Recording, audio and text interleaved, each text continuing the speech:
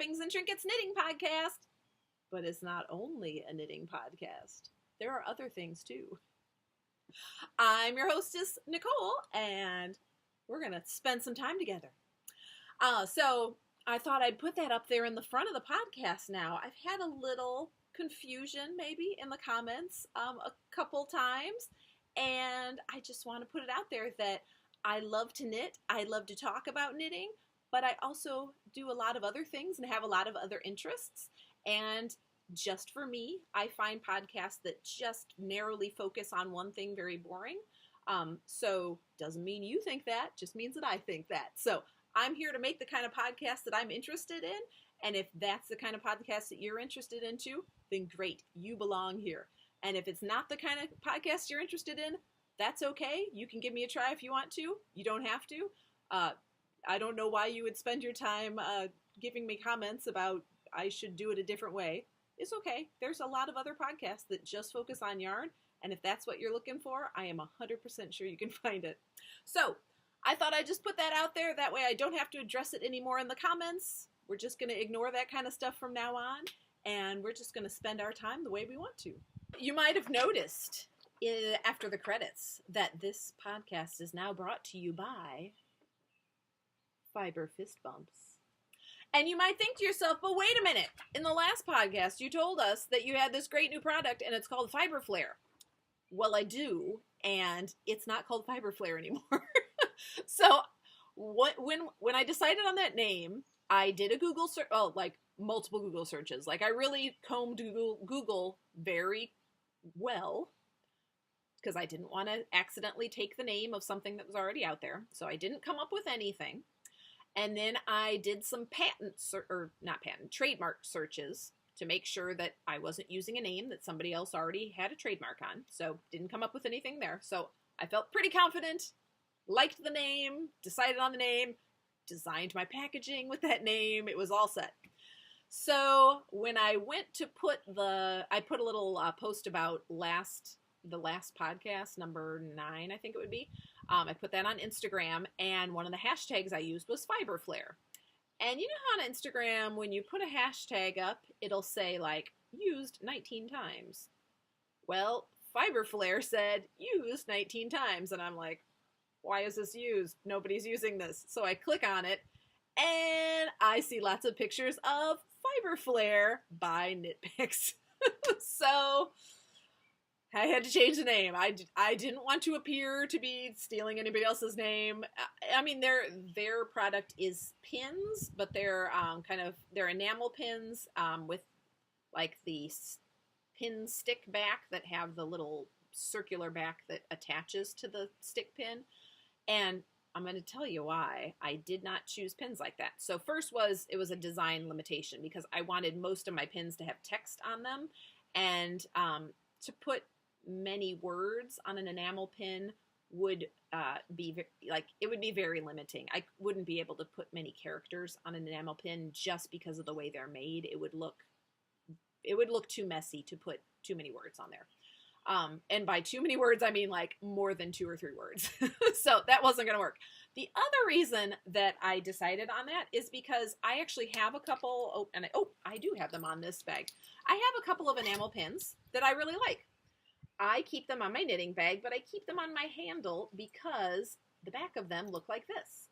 And if I were to put that on my knitting bag, that backing would be snagging my projects all the time because that would be on the interior of the bag. So even more than the design limitation, the reason that I went with the kind of metal pin backs that just go through the fabric and then back to the front of the fabric before they hook on the back of the pin was because I wanted people to be able to put them on their project bags and not damage the projects that they have inside them. So anyway, the quest for a new name took about a week and a half, and I came up with a bunch of things, and I was okay with a couple of them. They didn't grab me the same way Fiber Flare did. And so I asked Facebook. I went on Facebook and said to all my Facebook friends, hey, I'm trying to do this thing. I'm trying to figure out a new name. What do you think of these names? I kind of thought, well, if they all say that they like the same name as I was kind of thinking I would use, then I would go with that, and nobody did. Instead, they all started suggesting other things, which was great. I was happy to take any suggestions anyone wanted to give me. But a lot of them were already used for either indie dyers or lines of indie dyed yarn. Like, it's kind of like they were going with a lot of like knitting kind of puns or little rhymey names, which are great, but people had already used those. So that wasn't going to work. So I was at my yarn shop, and I was talking to my yarn shop owner about it and saying, yeah, I really have to decide on a name soon because I have to get the packaging ordered. And so we were kind of going back and forth and throwing things out again. And then she said, what about fiber fist bumps? And I don't know, her face said she was saying it as kind of like a joke, but I really thought it was pretty good. And I said, well, I'm going to write that down. I think I like that better than what I'm doing. And then she was like, what about fiber high fives? And I was like, no, I don't like that as well. It doesn't roll off the tongue the way fiber fist bumps did. So then I texted that name to my husband, who is the other person I bounce ideas off of. And he texted back, what about fiber high fives? So I don't know what that was, but they both had the same thought when they heard it. But I liked it because the fiber is very inclusive. I wanted something that didn't just say knitter or spinner or weaver or crocheter. I wanted a inclusive name. And then I also like that the fist bump part of it says, like, it's a atta girl. It's a little reward that you give yourself. It's something that acknowledges that you've learned something, or that you've taken on a skill and mastered it, or at least given it a try successfully. So I liked that it tells you right up front what it is. So I had to go and redesign the whole logo and everything, but that's fine. So this is the new fiber fist bumps packaging. And this card looks enormous because it's just printed way too big. But anyway, a much smaller version of this will be what the pins come on. And I'm very excited because they will be sold in a small little handful of stores to begin with. But remember, if you tell your yarn shop owner about them, maybe they'll order them and carry them so that you can get them too. So you can always send them my way. Just have them, if they go to my website, which is trappingsandtrinkets.com, they can find me there, or they can find my podcast on YouTube and follow the trail to be able to contact me through there. So, yeah, if you want them carried at your yarn shop, you just have to tell the yarn shop owner so that they can get them for you. So, since last time, I have become the mom of 2 high school kids. My daughter is now graduated from 8th grade. High school marching band practices start tonight, so actually both of my kids are over there, and my husband went to the grocery store so that I could be all by myself to podcast. So, I don't know. I think I'm not quite experienced enough at it yet that it feels normal to talk to a computer while there's other people in the house. I have to be by myself for this to not feel totally weird. So that was nice of my family to all leave at the same time. So we had we had the graduation ceremony, and then our school does a graduation dance for all the 8th graders, and that's always put together by a group of parents. So I told them, hey, whatever you need help with, I'll do it. So they kind of gave me some crafty jobs. So I was in charge of making a backdrop for the gymnasium, and it was something that somebody had gotten off of Pinterest, and I kind of thought, oh, well, that's fine, it'll be nice. But actually, once it was made, I thought it was pretty great, and it was not a Pinterest fail. So since it's crafty, I thought I'd share it with you. I think I have a picture of it, so I'll show you that. And it was made from just big black, butcher paper, the kind of rolled paper that you would find in a school teacher's lounge. But you can also order it off of Amazon. So my strips were about 6 or 7 feet long. And then really, I know it probably looks complicated, but all I really had to do was cut the roof lines out. So I just I was going off of the picture that we found on Pinterest, and I just kind of imitated their roof lines. Some of them were kind of triangular, some of them were flat on top. There was a couple that had little lightning rods on the top. So I cut each strip into a couple of buildings, and did different roof lines for each building, and then all the windows are just neon colored post-it notes. So put those on, and I actually did end up using a glue stick to stick them all down because there's no way those post-it notes are going to stay on there to transport them from my house to the school and then hang them on the wall. So they all got glued down, and we found out after the fact that once we put the black light on it to make them glow, some of them didn't glow. I guess they weren't quite neon enough. So I don't know. I was okay with it. It kind of looked to me like a skyline where some buildings were not lit up and then some buildings still were. So it was like an evening skyline. So it worked for me. But the dance was a neon themed dance. So this was the neon skyline, and then all the kids got to wear, we had like little neon bracelets and necklaces and glow sticks for them. So it turned out really well, and everybody seemed to have a good time. So that's all that matters. So now I just have high schoolers, and looking on to the future, we're excited for what will come this year. Shall we start with some finished objects? I've got two this time. You saw this shawl in progress last time. This is the Therapy Shawl by Laura. I'm not sure if it's Ayler or Eiler, but this was made out of, I'm sorry, but it was a blue gradient yarn, and actually I started on the light blue end. So that's this, and then as it goes, the blue gets darker and darker and darker. And I'm not sure what that white yarn is either. So these were just two yarns that I had in my stash with no labels. But I think they turned out to be a good match. And the finished shawl is a nice size. It's got nice texture. It's got some mesh and some stripes and some solid portions. And I like the little picot edge. Like that. So it was not only the picot edge on the side. Let me see here. Let's see, one of these. Yeah, I think this was the side that the picot edge, maybe not. One of these was worked. Wow. Well, they're so similar that I can't actually even tell which one was worked. But I think it would have to be this one. So this is the one that the picot edge that's worked as you make the shawl. And then this was my bind off, so that's how I can tell. Because I know I bound off on the dark blue section. So those picots were made on the very last row. But I think it turned out really good, and I thought the pattern was really well written. I would definitely recommend it. It took a whole skein of my blue gradient and maybe 3/4 a skein of white. Maybe slightly less. I think the whole shawl was like 160 grams when I was finished with it. So, you know, if you have 2 skeins of something sitting in your stash that go together, this would be a fun one to do. Very easy to do. The mesh was easy to keep track of. So it's a nice relaxing shawl, which I'm sure is why she called it therapy. Just a nice relaxing knit. My other finished object, and this one was like, it was like a 2-hour project. This one was really, really quick.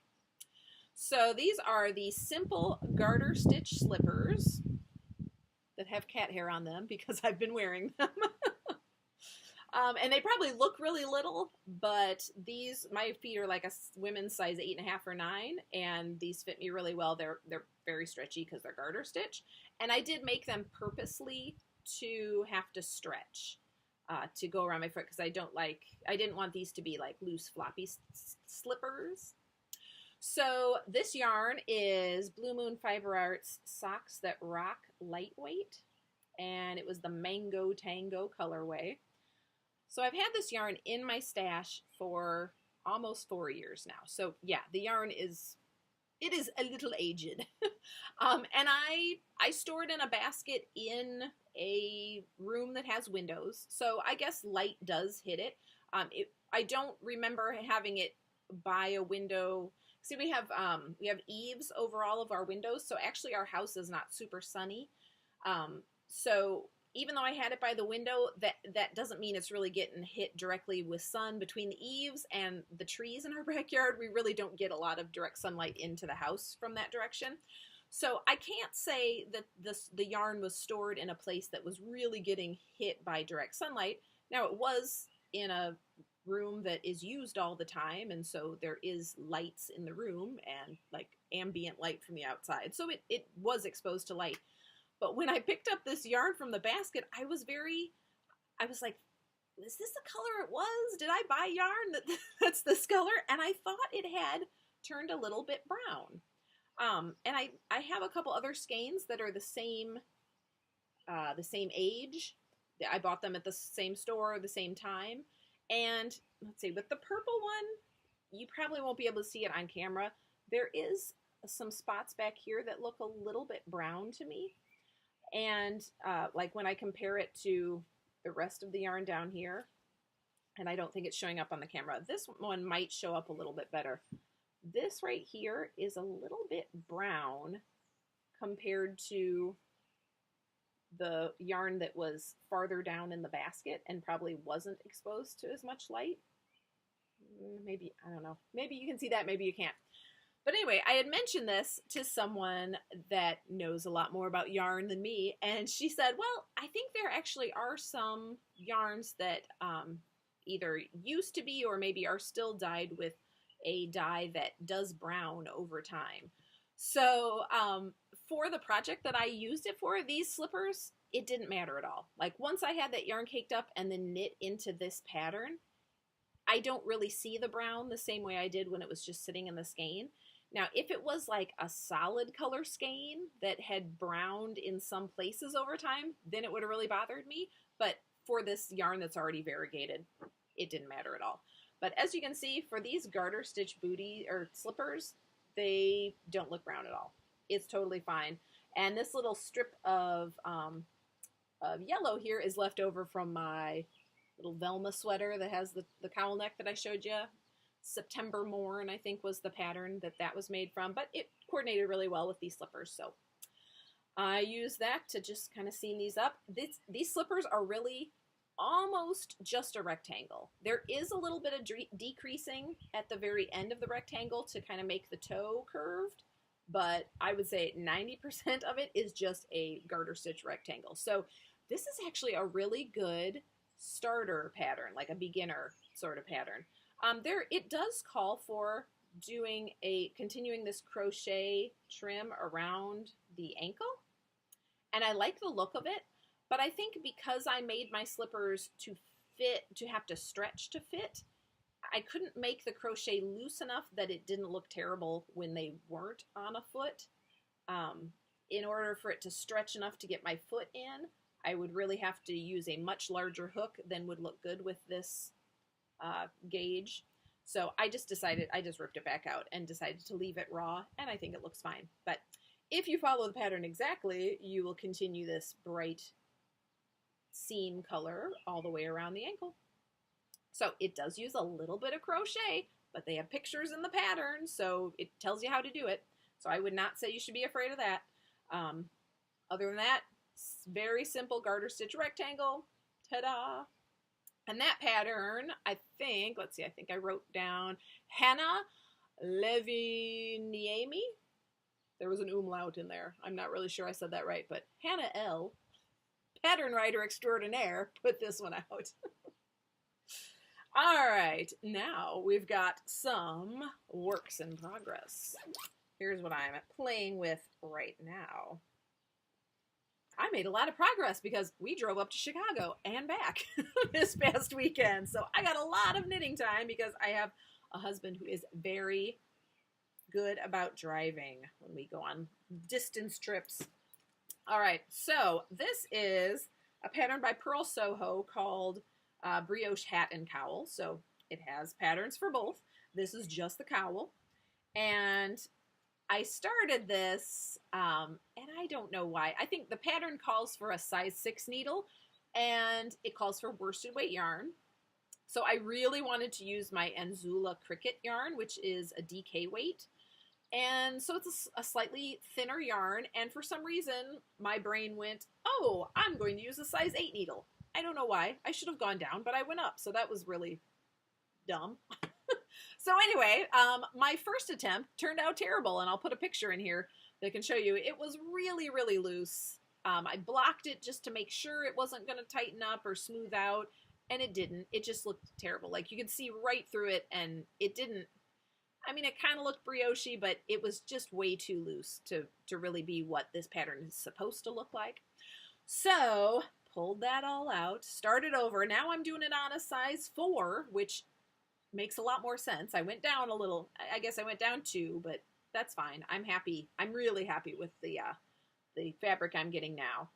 But it has one side where the beige is more prominent, and then on the other side the blue is more prominent, and I really like it. So I think it's going to be about 50, maybe 55 or so inches around. It's going to be a big cowl, and I should be able to double it, like twist it and double it over. But it'll be nice in the winter time. So Anzula Cricket is an MCN yarn, which means it's very soft. So I like that I'm using it for something that'll be up here by my neck and my face, because I've kind of got sensitive skin. So the cashmere really helps to make it a more wearable cowl for me. So again, very well written pattern, very easy to read, very, like, the directions are all great. Don't make it on too big a needle and it'll be perfect for you. And the other work in progress is going to look very unexciting because at this point it's just stockinette stitch. And actually the whole thing is stockinette stitch, but at least it'll eventually look like a shirt. But right now it just looks like a little very bright blue circle of stockinette stitch. So I'm making, the pattern name on this one is Circular Yoke Summer Shirt. And I'm making it out of Cascade Forest Hills lace weight yarn on a size 2 needle. And again, it looks like it's very well written and has a great schematic, very easy to read. So something else that is in progress, well, it's not quite in progress. In my brain, it's in progress. I know the plan for this, but I was at Joann's looking at fabric for bags I think it was on Memorial Day, maybe. And they were having a good sale. I didn't actually find any that I loved for bags, but I did find some knit fabric that I really thought needed to be made into a sundress. So it's black, but it has these like rainbow pinstripes. So I think I'm going to put them vertically oriented on the dress. And I'm going to make a little summer sundress out of it. So hopefully, like, I don't know, it's not a thin fabric. It's a hardy knit fabric. But I think it'll be okay. Once it's in dress form, it'll still be cool, right? It's going to be sleeveless, so it can't be too hot. But last summer I made a bunch of sundresses and I wear them all the time. So I just thought this would be another nice looking sundress. And it also, like, the fabric is nice enough that it actually could pass for like a slightly dressier dress. So if I wasn't just knocking around the house, if I was trying to step it up, then I could wear that. So in the coming weeks, you might see a new sundress too.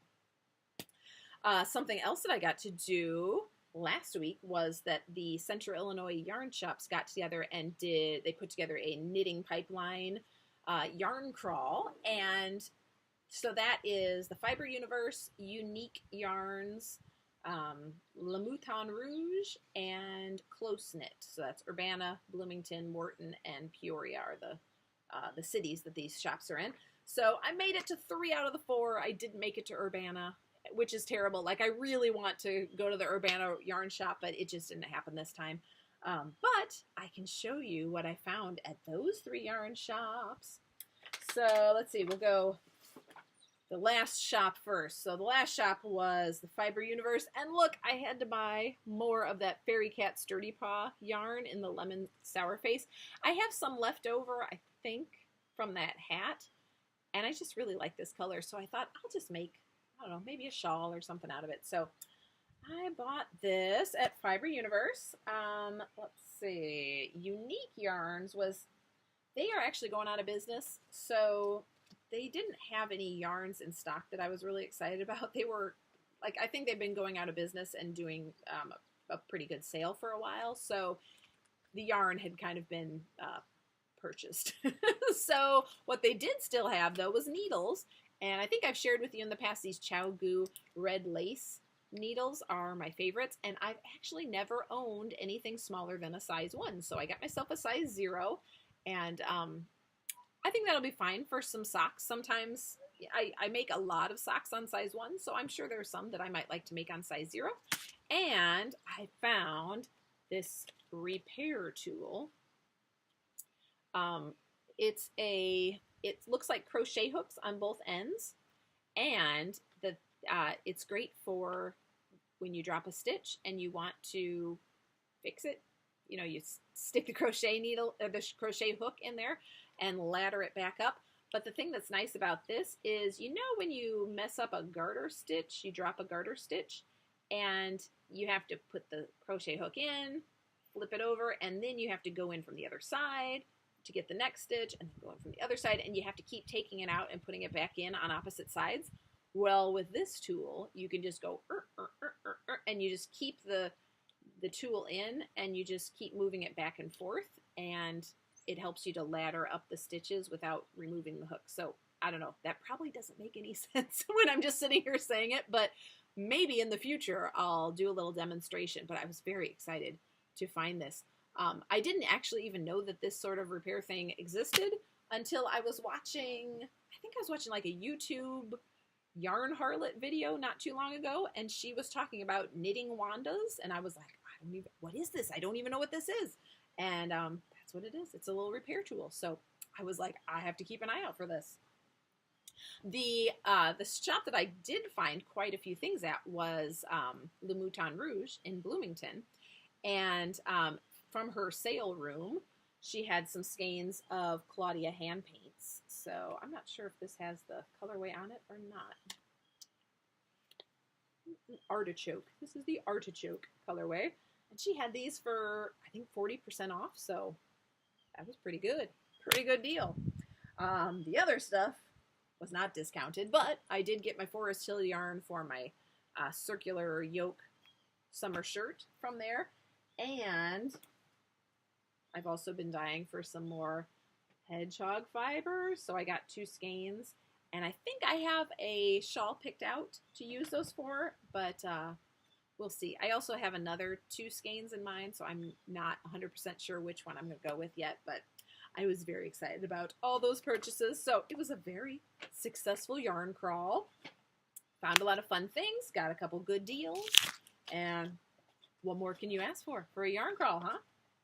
So I was at my knitting group a couple of weeks ago, and because my knitting group is very socially conscious, one of our members had just, I think she had just gone to the bookstore to pick up some books that she ordered, and she had ordered 2 of them, one for herself and one to pass around. And so it looked interesting to me, so I was like, yeah, I'll borrow it, thank you. So this book, On Tyranny by Timothy Snyder, who I believe is a professor. I think he's been all over the news, all over podcasts. Like, I keep seeing articles that mention his name, and I think that's why I think he's a professor, is I think I read it in one of those things. But this book is very easy to read. I think it took me 2 hours. It's a tiny book. Like, the print is not big. It is a very easy book, very accessible, very clearly written. It's not written like it's, you know, an academic paper.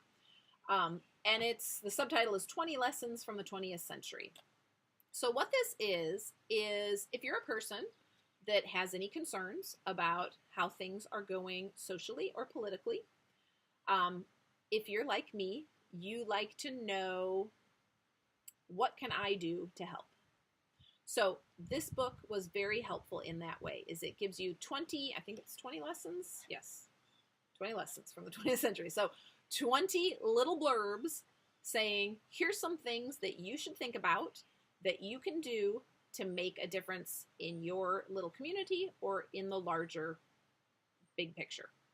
So they are things like, don't obey in advance. He talks about how when the German army invaded Austria, that they're tearing apart Jewish shops and homes, and Austrians are just kind of standing around and thinking that it's just kind of being amused about the whole thing, or laughing or jeering. So that was them obeying in advance. The German army had not told them to do anything. They hadn't said, you have to tear up these shops. They hadn't said, you need to destroy these people's homes.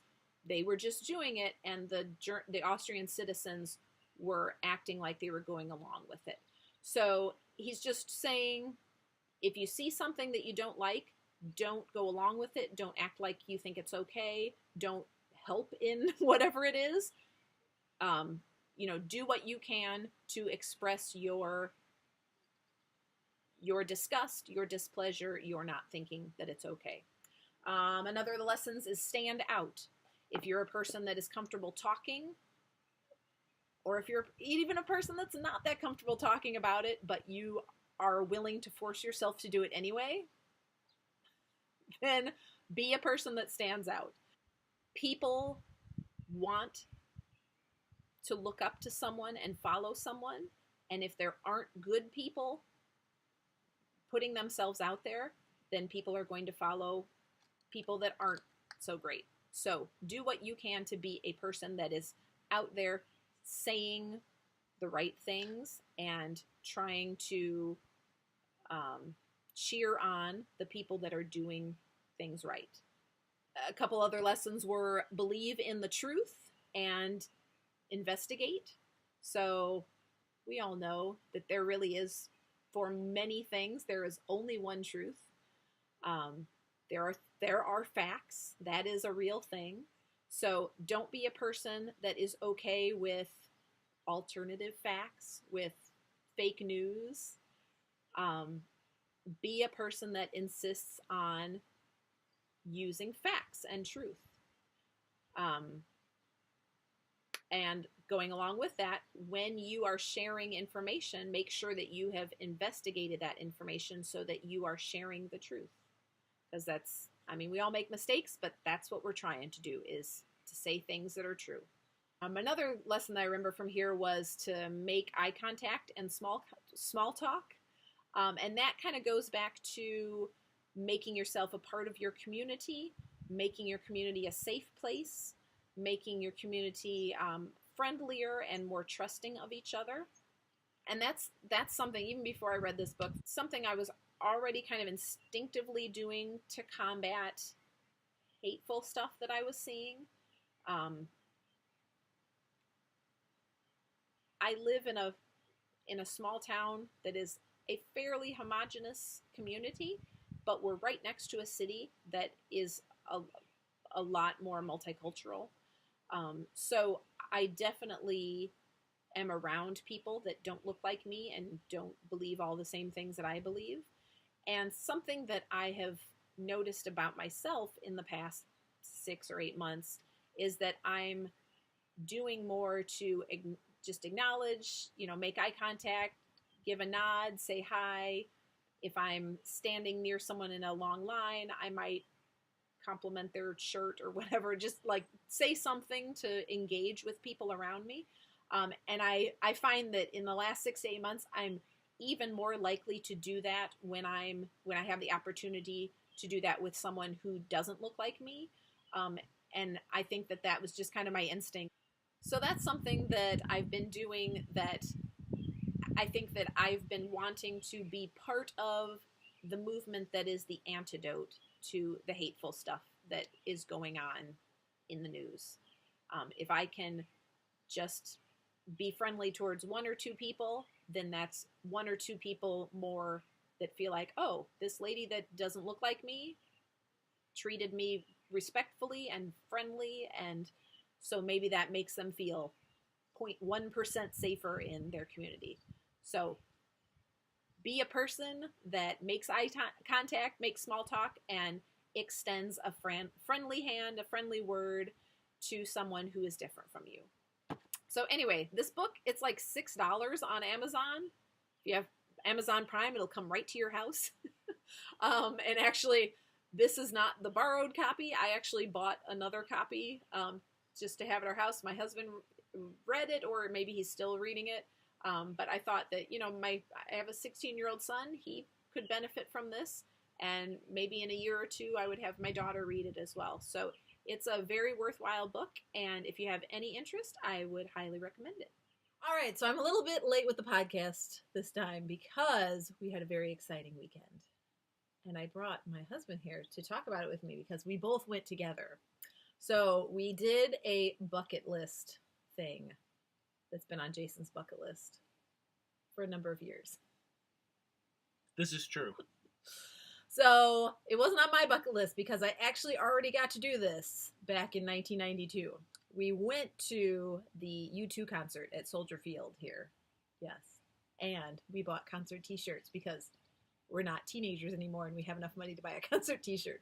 So let's see, they're doing a Joshua Tree tour. So we took a time machine to get there, and I guess it's the 30th anniversary of the Joshua Tree album. So it was really cool to see the whole thing played straight through. But they actually didn't open with that. Well, let's start at the beginning. Start at the beginning. We knew it was going to be a good night. Yes. Because we were eating our meals. Yes. So I have some dietary restrictions, not by choice. I've got some things I have to deal with.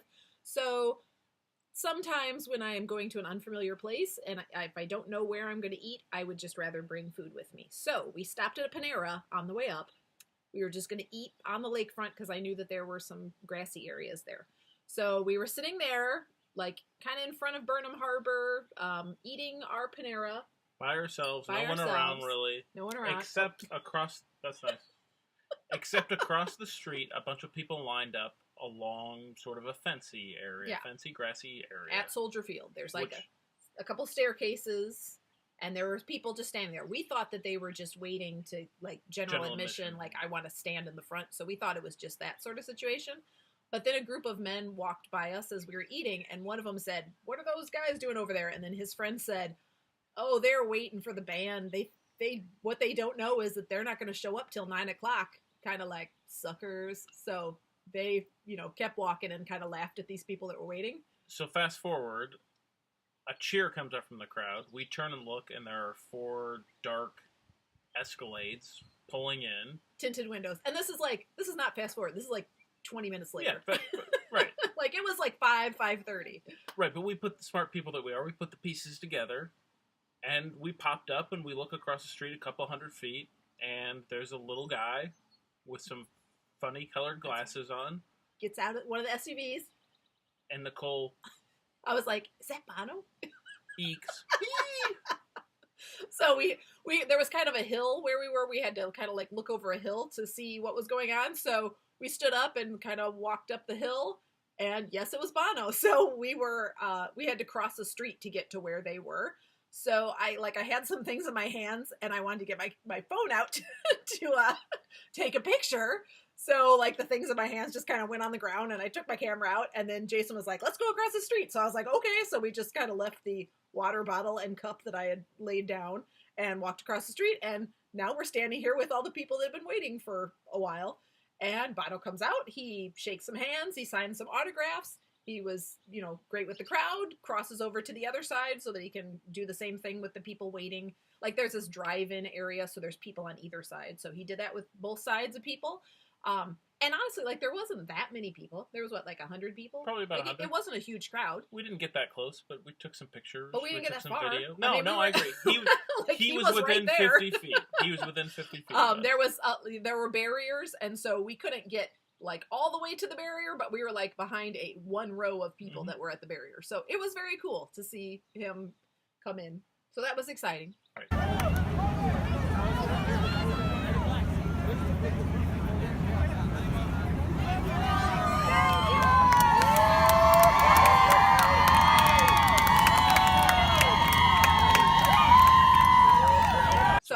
Fast forward.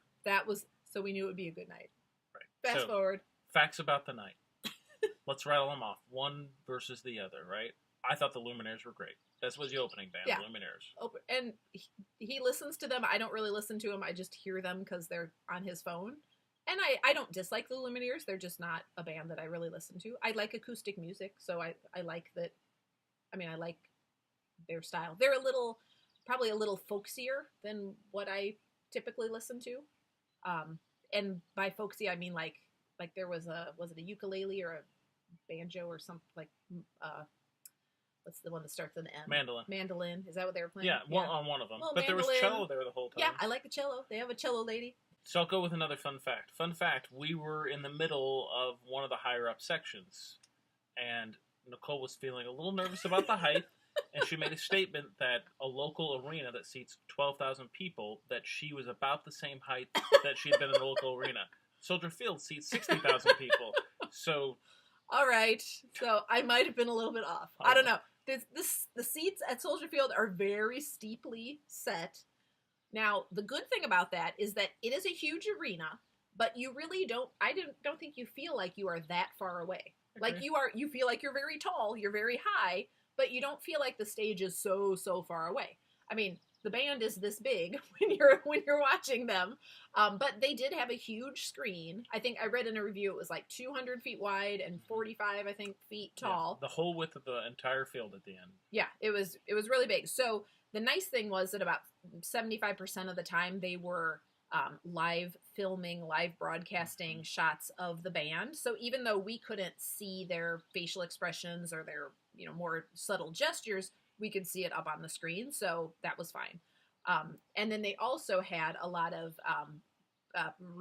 pre-made, artistically shot, not music videos, but like background visuals. Anton Corbin, I guess, was the guy that made them. But a lot of it was all like deserty, southwestern or western, cowboy America type of films, and right. I don't mean any of that in a bad way. Like, it was all really well done. All right, facts. Oh, facts. Bono sounded great. He did. I know. Was it Bob Dylan that you saw and you were like, terrible? He likes Bob Dylan, but like Bono is not so old that his voice is not Bono anymore. Like, when you hear him, he still sounds like Bono. But we've heard some concert video of him later in some of his tours where he has not sounded great. That's right? true. So this is good. Well, we got lucky because I think they had like a week off in their tour right before this Chicago show. So they had done a thing in Texas, I think, at the end of May, and then they had a week off, and then this was their first show back. So we probably got them while they were at their freshest. And then I remember you made the comment that the Edge's guitar sounded even better than it does on a recording. So sounded amazing. How often do you hear a live show and you're like, not only did they play as good as they do on the album, but they even sounded better than they do on the album? And overall, the sound was excellent. I mean, it wasn't distorted. The musical sound. Yeah. I will say the speaking. Yeah. Sometimes, like, Bono does, a good amount of talking in between the songs, and sometimes that was a little difficult to hear. And I think maybe it was just a function of where we were sitting. And the crowd. We were up pretty high. Yeah. Yeah. So that was, but the singing and the music was very easy to hear. It was a beautiful night. It was perfect. We got perfect weather. There was like 10 raindrops towards the end of the concert, but that was it. It was the best concert I've been to. For real. And better than the U2 concert that Nicole went to that I wasn't at. It was every bit as good as that. And I think U2 they do a very tight show. There's no pauses. There's no shuffling things around. There's no changing instruments. There's no props that they have to wait to come out. It's all like bang, bang, bang. They end one song and then the lights stay on, the video stays on, everything just goes right into the next show. So that's one thing that, and I'm not saying at all that the Lumineers had a bad show, because they didn't. They had a good show too. But that was kind of the difference between the two for me, is that the Lumineers are a young band, and they're still, like, their style is play a song, then the spotlights go down, the video goes off, they take a drink, they move to the next instrument. Like, there is a little break there, and then it all comes back on, and they do the next song. And then it all goes off, and they take a little minute. So it's just, like, I appreciate that U2's shows, and the one in 92 was like this too. It's just start to finish, you just, like, you're in it the whole time. Song. Song. So let's talk about the songs. So they start, it was a Joshua Tree tour, but they didn't start with the Joshua Tree. Their stage, they love to run out in a crowd. So they had this extension from the main stage that kind of looked like a Joshua Tree laying on its side. It had a long walkway with a big Joshua tree shaped, kind of circular thing at the end that they could be on. So they're out there to start the show, and they start with Sunday Bloody Sunday and New Year's Day. That's I think right. was the next one, and those are even older than the Joshua tree. That's right. And those were awesome. Sunday Bloody Sunday, like everything was lit up in red, like the whole stadium, and they had spotlights down, so that was a cool visual. They didn't have any of this on the main screens, so we really couldn't see, their facial expressions or whatever, but it was really good music. And then once they did go back to the main stage and start on the Joshua Tree music, it was start to finish, every single song in order. Yeah. And I think Bono even made a crack halfway through. He's like, welcome to side 2. Mm-hmm. Speaking of side 2, we had concert guy in front of us. Mm-hmm. This guy, he arrives with his friends, pulls out of his pocket a cassette tape from 1987 or whenever the Joshua Tree was out. 87, the Joshua Tree cassette tape. He stands up, he shows it, he presents it to everyone in our seat section, and I'm not sure what he thought he got one woman to clap for him. Yeah, maybe he thought we were all going to stand up and be like, yeah, but everyone was like, okay. Got it. Cassette tapes. We like you too. So, and then he continued to do that throughout the night. Every once in a while, he'd pull it out and show it around, which is okay, except sometimes we were trying to take videos, so then we have this cassette tape guy in the middle of the video, but he was fine. We seemed to attract the concert guys. Do you remember the guy at Fiona Apple? Yeah. There was a guy we went to a Fiona Apple concert when we were probably in our early 20s, late teens. Early 20s. Like and this guy was a few years younger than us. But he was frat guy with the backwards baseball cap, and he was a very tall guy, and it was a standing room concert, so he was right in front of me, so I didn't like that because he was much taller than me. But he kept screaming, Fiona, give me a sign! And I don't know. She never gave him a sign. It didn't appear that she did because he kept screaming it. If he had just screamed it once, okay, fine. But he continued to scream, Fiona, give me a sign, throughout the entire concert. So she would be, and she was singing 10 feet in front of us. We were not that far back from the stage, and he was right in front of us. So, I'm sure she heard that he wanted a sign. So I'm sure if that was to be Fiona Apple that night, I would be like, dude, be quiet. All right, so anyway, I got sidetracked. What were we talking about? We were talking about the set list. The set list. So, okay, so what were your favorites? Okay, so obviously the first 3 songs off Joshua Tree, which are Where the Streets Have No Name, Still Haven't Found What I'm Looking For, and With or Without You. Yeah. But, and I have to say, I was thinking about this today, I think Elevation was one of my favorite songs. We're not there yet. That's the encore. So the first 3. All right, so Sunday Bloody Sunday, Bad, and New Year's Day were all excellent. Okay. So then the first 3 from the Joshua Tree, I liked what they did with the screen there. The first song, Where the Streets Have No Name, they kind of did it as, have you been on an IMAX ride where you're in front of a huge screen and it feels like you're flying over the canyons? Yes, I have been on IMAX ride. Yeah. I'm talking to her or him. I'm talking to them. I can't see it. So anyway, so it was you felt like you were going down a road that kind of went through the desert. So it was just kind of a neat visual. And then for maybe it was the second song. What was that? Oh, Still Haven't Found What I'm Looking Still Haven't Found What. Yeah, was that the one they had the big canyon? Yes. There was a big canyon, and that one didn't really time move. lapse. It was a time lapse thing. That's but right. yeah, so that was just a real pretty. One of my favorites is Bullet the Blue Sky. And that was definitely band shots, I think. No, that was... It was interspersed. That was the Edge's wife painting a barn. No. Yes, it was. No, that wasn't. With a flag. No. Bullet the Blue Sky? Yeah. No, it wasn't. We'll get to that one later. That wasn't that one. I like that visual, but that was... You're on the wrong song. Bullet the Blue Sky was a lot of band shots. Anywho... It was people putting on a helmet. Yes. Yeah. Interspersed with people putting on helmets. Yep. War helmets. Sold. Yeah. That makes more sense, doesn't it? I liked Red Hill Mining Town. Very I liked good. the song, and I also that has a lot of horn parts, and instead of just playing background horn parts with no humans attached to it, the visual of that one was, I don't know if they're legitimately Salvation Army people, but it was people dressed in Salvation Army uniforms that were playing the horn parts. So they weren't actually there, but it was kind of a neat way to incorporate the horn parts into it and that's have the one that he be the said visual. they just figured out after 30 years how to play in concert. That was what he said. Is that the one they've never played before in concert? Yeah. So that's a good song, and it was a neat visual. And then I know the other one that we both liked, the visual of, was Exit. Yep. That was a very, like, kind of crazy, all sorts of images mixed together sort of thing. And I can't remember which, was it One Tree Hill that had the Edge's wife painting a house? No, I'm not so sure.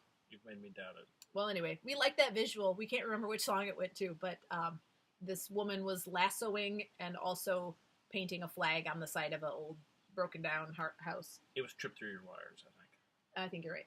Yeah. Along with Bono's harmonica. Which was very good, no matter what the Chicago Tribune says. Yes. Although even Bono said, like, I'm not very good at harmonica, I think. So yeah, so all those things were really cool. And then they came back out and did encores. 5, I think. At least, maybe 6. So they did Elevation. They did 1. Ultraviolet. Another one of my favorite songs. Ultraviolet, yeah. So, I mean, you know, when you're going to a U2 concert, you know that Bono is a outspoken celebrity, that, you know, he is not shy about his opinions, and he is willing to stand out and speak up for people and causes that he believes in. So you go into it knowing that there's going to be something political there. But I really like, you know, he said a few times during the night, right, left, everybody belongs here. We're happy everybody's here. They redid Miss Sarajevo as Miss Syria, and in that song they kind of unfolded a flag like over the bottom section. Yeah, and probably, you know, I didn't think about this at the time, but that was probably happening below us too, so that the other side could see it wasn't. I looked.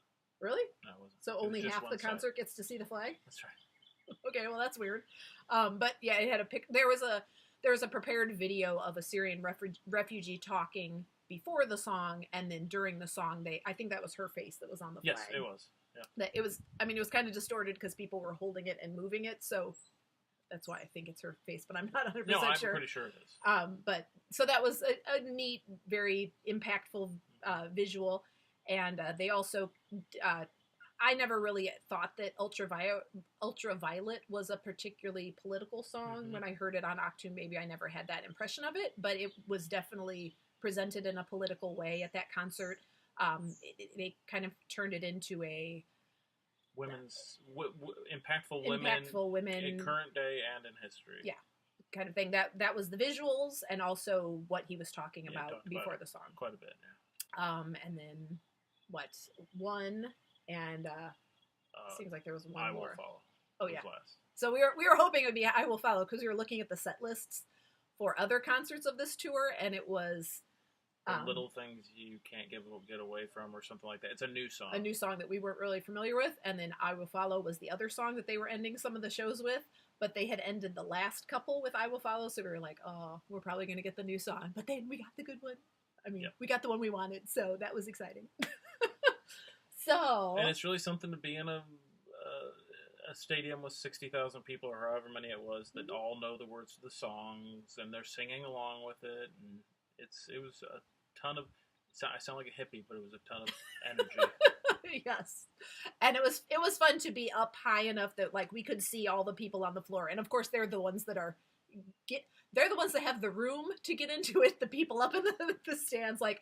We actually, part of the time, we had a little space next to us, so we actually could move a little bit, but when you're up in the stands, like, you really don't have much room to move. So it was fun to watch the people on the floor that did have a little more room to move, and I don't think I've seen more 50-year-old men in golf shorts dancing than I did that night. There was a lot. We were not at all the youngest people there, but there was a lot of people that were older than us. We are kind of on the young end of people that were fans when they were popular back in their heyday of the 80s and 90s. So some of us came to them after the 80s. Yeah. Well, Jason kind of found them in college. He was more into Metallica in high school. So, well, some of it, yeah. Anyway. So anyway, it was excellent. So yeah, it was a very mixed group of people and ages and It was a really fun time and excellent concert. And for such a large venue, I really felt safe the whole time. Mm-hmm. They had, you could tell they had a lot of security, but that's okay. That makes me feel secure. So I see that as a good thing. If you want to search my purse, that's fine. You want to look in the trunk of my car, great, that's fine. So it was just a great experience overall, and getting to see Bono was just like the cherry on top of the cake. The cream, the whipped cream and the cherry, Yes. and the chocolate sauce. So now Jason's going to have to think of a new bucket list item, because Metallica. this is one that, no. This is one that he's been looking forward to for quite some time. That's so right. now we need a new thing for him to look forward to. We'll figure it out. And you get all the Metallica you want with our marching band, or That's our pep band loves to play Metallica. So Master of Puppets. you get to listen to that. All right. right. So thanks for helping me. My pleasure. So I think that's it. I've talked my whole talk. I think I've used all the props I have here to show you. So let's get this edited, get it up on YouTube, and also available on iTunes and Google Play, so you can enjoy it. All right. I invite you to leave a comment or send me a message. I hope you have a great couple of weeks, and I will talk to you later. Bye!